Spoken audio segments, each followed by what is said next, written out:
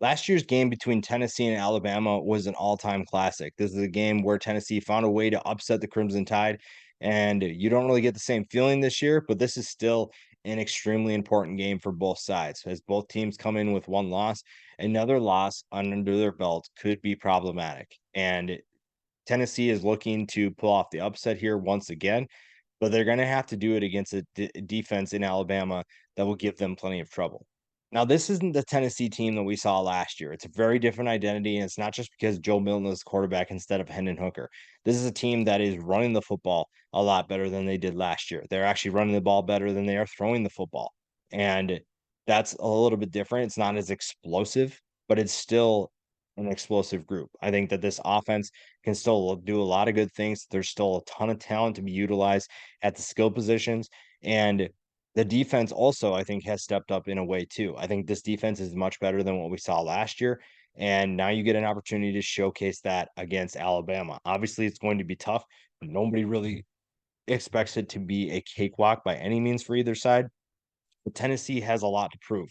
Tennessee has a lot to show in terms of can this offense move the ball against a good defense? Can this offense be explosive? Because last week against Texas A&M, you faced a really good front seven, but that secondary wasn't great, and you really weren't able to move the ball as well as you should have through the air. So finding a way to do that against Alabama will show us if this Tennessee team can actually compete in the SEC East. Obviously, the Florida loss hurts, but this is an opportunity to show that you moved on from that, and now this is a different team with a different focus. Alabama's so interesting because it feels like Jalen Milroe is maybe figuring some things out, but we're still waiting to see this offense turn the lights on or see that switch flipped.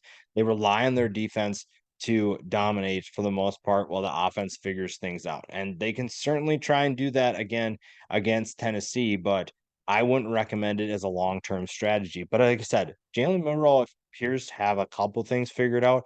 The question is, how high is his ceiling? Can he raise his ceiling even more? Is there another level that he can go? Because we've seen the talent with his arm. We've also seen the mistakes with his arm. The running ability obviously is a given, but if you can't find a way to move the ball against a team like Tennessee, then a two-loss season feels very disappointing so far this early in the season. And obviously we're heading into the second half of 2023, but I think that this is still very disappointing if you lose this game. And it really comes down to the offense. We know what the defense can do for Alabama. It's just a matter of if the offense can figure it out as well. Because if you can figure it out, I really like what Alabama can do. And if they're becoming a more balanced team, running the football needs some work, throwing the football needs some work, but to know that defense can step up and can play at a high level. And once again, you're just waiting for the offense to also do its part. This is another one of those games where you could just go matchup by match, position by position, and find matchups to watch because that's how much talent is on this field. I think the biggest one to me, though, is John Campbell Jr. against Dallas Turner. Dallas Turner has a future in the NFL, and he has exploded this year in his production. He is an extremely explosive weapon on the edge for Alabama, and he's a big reason why this Crimson Tide defense has taken a step forward. Last year, one of the biggest complaints about Alabama is that their defense at times looked really bad. And obviously, there are certain mistakes that they made this year, but the defense, for the most part, has looked a lot better. And Dallas Turner is a big reason for that. The quarterbacks also play a big role. Joe Milton and Jalen Milroe is a really good debate. I think that if you asked 100 people, it would probably be around 50-50 between who you prefer. Joe Milton is obviously extremely talented. We know about the arm strength. We just have yet to see the complete package. And Jalen Milroe, obviously, the dual threat, the ability to run the football, extremely explosive as a runner, very, very fast. But can he put it together as a passer? We've yet to see that so far. So that's something that will dictate this game. These two are the biggest X factors in this matchup, and there's plenty of talent for them to utilize. When you look at the amount of talent, Jalen Milroe has a number of players that he can utilize. A guy like Jermaine Burton, who's stepped up lately, and a guy for Joe Milton and Ramel Keaton. You have Squirrel White. I think you have a lot of players that can make big plays. It's just a matter of really the passing attacks for both sides if they can step up.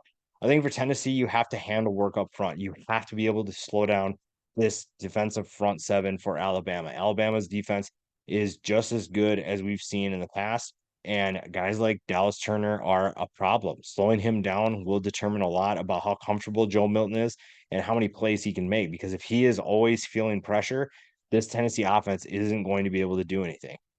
For Tennessee's defense, you have to find a way to give Jalen Milroe multiple looks. If you're not making him confused, you're just giving him more opportunities to make plays. And right now, he does not need any more help than he can get because he has plenty of weapons to utilize on this offense. And if you're not able to do that, and if you're not able to contain him, then it's going to be a long day. And Alabama remembers what happened last year. This is not gone unnoticed. This Alabama team remembers the pain from last year, and they are going to make sure that that doesn't happen again. For Alabama, honestly, make Joe Milton beat you. Yeah, he has a cannon for an arm, but does he have the accuracy to make that happen? Can he put touchdown passes? Can you can do a lot of things to make sure that Joe Milton tries to beat you because this rushing attack for Tennessee is very good, but Alabama knows they can just not sell out to stop the run, but definitely make an effort to focus on the run and wreaking havoc is going to be by starting to start doing that. You have to stop the run, and if you're able to do that and then get after the quarterback, obviously containing Joe Milton because he is a little bit of a runner, but making Joe Milton beat you with his arm is essentially what I think Alabama will try to do. And then balance on offense. Yes, the passing attack needs work, but it also means the rushing attack has to do its part. And so far, we haven't seen a ton from Alabama's rushing attack that makes you worried. So finding the ability to run the football, and I think a lot of that has to do with up front. I think Alabama's offensive line leaves a lot to be desired so far this year. And that's definitely something they need to work on. But this is still, like I said, an extremely talented team with a ton of weapons to utilize. There's just certain things that they need to do to get better. It's kind of perfect to end this way because when you're picking this game, it goes by which quarterback do you trust the most? Because we know outside of everything else, I think if you look at every position, quarterback is probably the position that you have most questions in terms of consistency. You have a high ceiling for Joe Milton. I think you have a decent ceiling for Jalen Milroe. It's just a matter of the floor, and I think both of them have really low floors. But what which one of them can provide consistency where that floor elevates a little bit?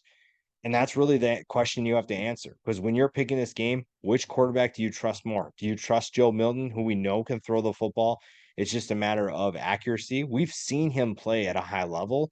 It's just that we haven't seen it that often. So the question is, can you do that?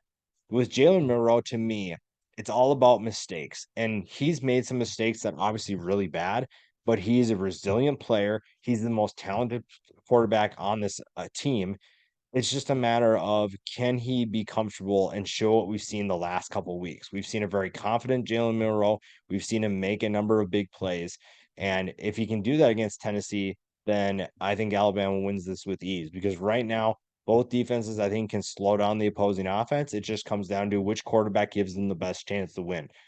I think with the revenge factor in mind and the fact that I to answer my own question, I think I trust Jalen Milroe more than I trust Joe Milton because when in doubt, Milroe is extremely explosive as a runner.